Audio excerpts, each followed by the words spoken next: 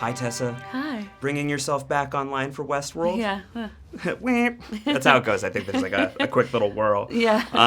How excited are you for people to see season 3? Because I think that there's a lot of questions about how different the show is going to be this year versus the past couple of seasons. I'm so excited. I mean, this has been my favorite season thus far to make. I was anxious, as I'm sure maybe the audience was, maybe they weren't, to get out of the park. I'm just, I've always been so curious what the greater context of the show is and seeing what the world looks like.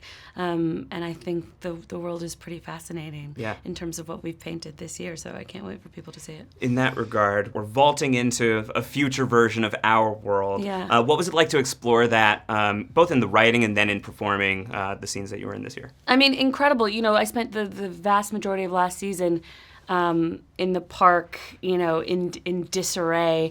This year, it's a whole new Charlotte, if she is Charlotte. Right. It's fascinating to see these characters that we've lived with in completely different circumstances, to see new sides of them. And also, again, to get to see what the world looks like. I think the hosts have this idea that they get into the world and it's free. And the truth is, I think the world that we paint is one where there's, real sort of algorithmic determinism, where your destiny is really created by data. And we live in a time now where data has surpassed oil in terms of, its import.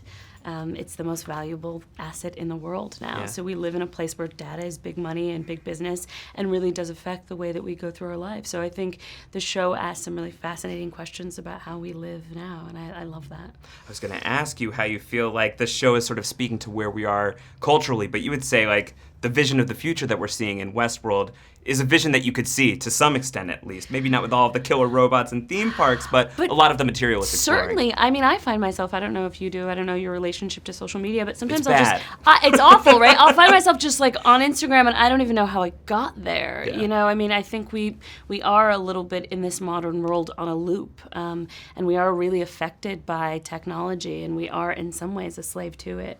So, I think that there's some fun stuff to explore this season where that's concerned. Last season, at the end of it, and really in scenes studded throughout season 2, you started to get to explore what it's like to play a different character within Charlotte Hale. So you were playing 2 last year. No spoilers on how many different people you could be playing this year, but what has that process been like to sort of to discover, whether or not we know who the character is underneath Charlotte Hale, there is at least someone you're facing forward to the world as if you are Charlotte Hale. Yeah. So you're tracking a lot of different aspects of this character. What has the big challenge been of all of that? I mean, it's an immense challenge to sort of keep a handle on it, but it's so fun. You have the chance to present something entirely new, and that happened sort of midway through to the end of the last season.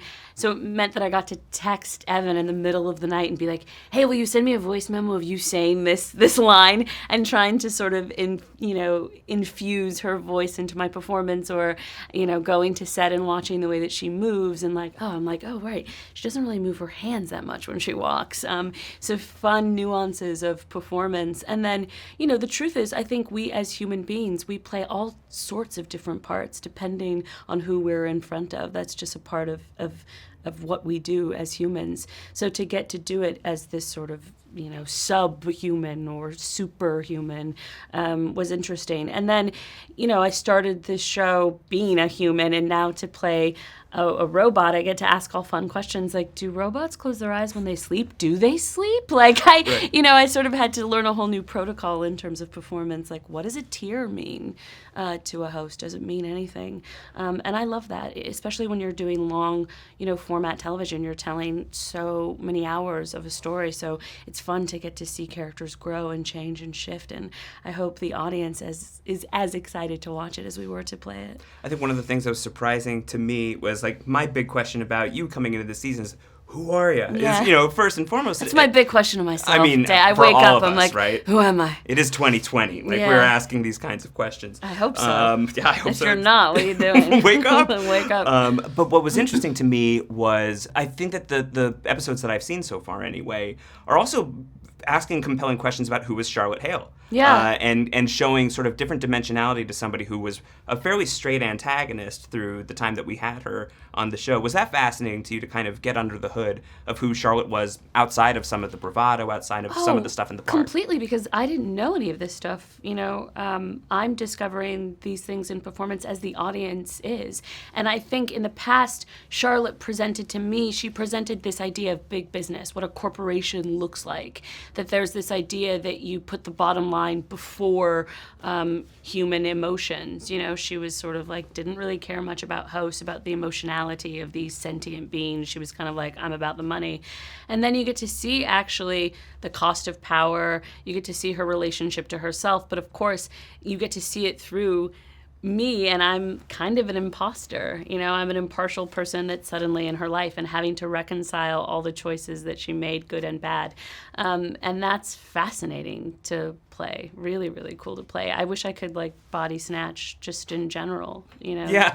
It'd be so fun to just suit up as someone and be like, today I'm so-and-so. It's like emotional espionage. Is that a thing? I think it has to be a thing. That's what it felt like. If it's not already, you just coined a new industry. But it's not all fun and games for the character that you're playing underneath Charlotte, where she's struggling with this. And I think that it's telling a really fascinating story about what it's like to not feel like your body is your own, to not feel like you're comfortable in your own skin. Wow. I think one of the things that's great about Westworld generally, but really this season, is you're seeing gender norms being really defined this year. Yeah. As a host, as a robot, you're not necessarily a man or a woman. Well, you're speaking my language now. I think gender is a construct that gets us into all sorts of trouble. I don't believe in it too much anyways.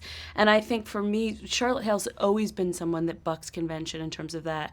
I remember the first season, people, talking about the way that she behaves, and they didn't really buy it or understand it. And I was like, if she were doing all those very same things and she were a man, I don't think you'd have those complaints about her character. I don't think you would assassinate it in the same way. So I've always loved the questions that she posed about gender, and I think you're so right. I hadn't really thought about that element of it to that extent, but I think we're in a time where hopefully we're all reckoning with these ideas and seeing sort of more fluidity and our ideas about, gender being upended. And it's cool if the show can be a part of that conversation. Did you have a favorite day on set that you can even hint at right now? No. It's far in the future. I can't, because I had so many favorite days on set, but I think they're all spoilers. But I think something that has been really fun is to have this new cast of characters come onto the show in the form of Lena Waithe and Vincent Cassell and Aaron Paul.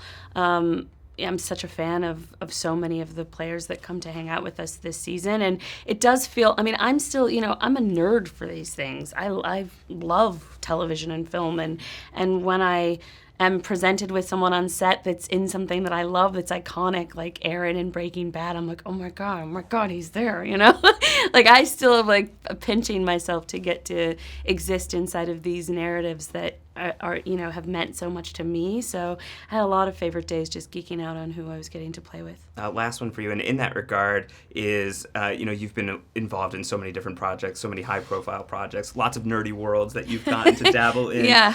What separates Westworld from the rest? What does this allow you to explore creatively, not just as a performer, but as a thinker, getting to come on set and getting to read these scripts and getting to engage in it that you haven't gotten a chance to explore in other material? Well, I think really asking, the sort of the big question that the show asks is, what is the nature of our humanity?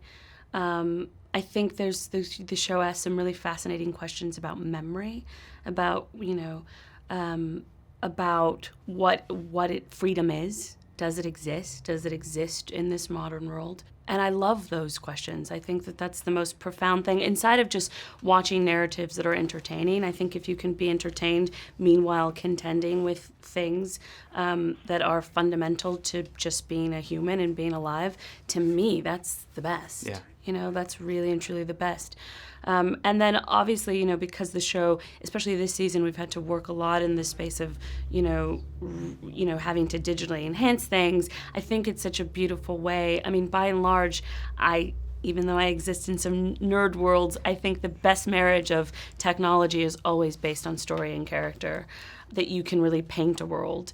And I think the show does that beautifully. And then inside of it also, I think if you're going to tell stories about the future, what responsibility do we have? Not just to present the world as it is, but maybe as it should be. Yeah. And I think there's something inside of this story, as dystopian as things can get sometimes, I feel like you see these characters really, fighting for a sense of real self-discovery and to really have agency. And I think that's something that we continue to do as humans. So I'll always be compelled by watching characters do that and struggle for that.